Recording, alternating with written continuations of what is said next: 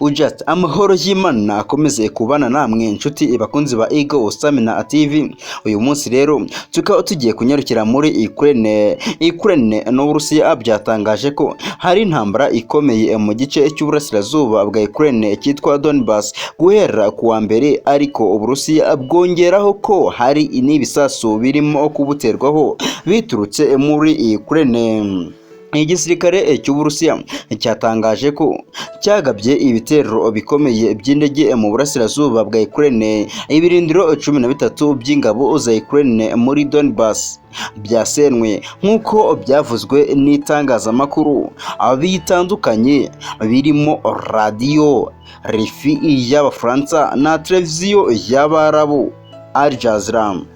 Ku rundi ruhande, perezida wa Ukraine Volodymyr Zelensky nawe yashimangiye iby'ibyo bitero, yibutsa ko ari iya ntambara ikomeye yo kurwana n'Uburusiya yari itegerejwe. RFI ivuga ko ubutasi bwa Amerika USA bwabonye batayo zigera kuri 76 z'Uburusiya zoherejwe mu burasirazuba bwa Ukraine ahantu hagari cyane.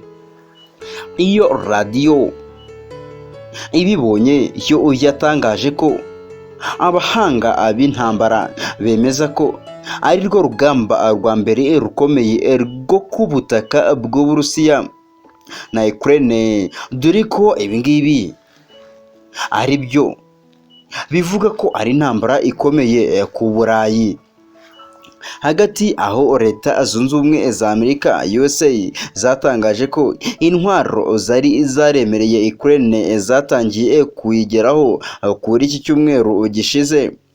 Ku kibuga cya Kiev hageze indege 3 zikoreye ibikoresho bitandukanye, atari uguha Ukraine gusa miliyoni 800 z'amadolari, ahubwo izayiha n'ibindi, dore ko ikomeje kuyiha intwaro ku bwinshi.